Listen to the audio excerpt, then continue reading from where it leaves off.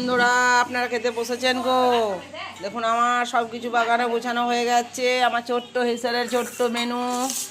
আজকে মনে হচ্ছে আপনাদের অনেকগুলো থালা, হ্যাঁ আজকে অনেকগুলো থালা, 5টা থালা হয়েছে।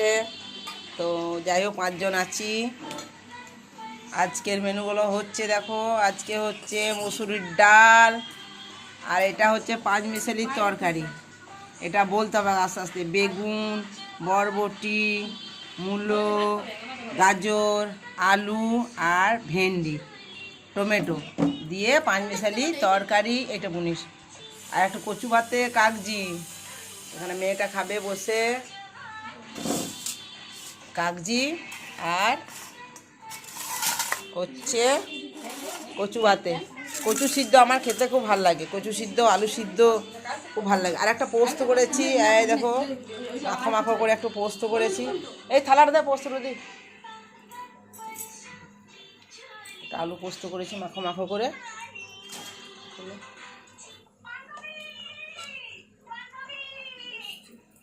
এইদিকে বস বর্ণালী, এদিকে রাজু বসে যা। হ্যাঁ ওইদিকে বসে যাবে। এটা হচ্ছে মাখো মাখো করে আলু পোস্ত, খেতে খুব ভালো লাগে।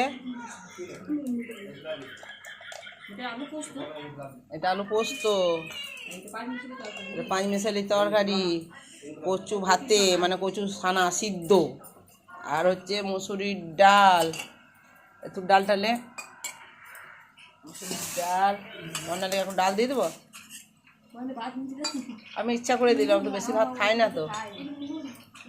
এটা রাজু আর রিঙ্কু নিলে এমনি করে নিলে তো ঠিক আছে বন্ধুরা। তাহলে আমার এই ছোট্ট হিসেবে এই আচারটা নিবি না, একটু নিয়ে আসতে পারতে আচার।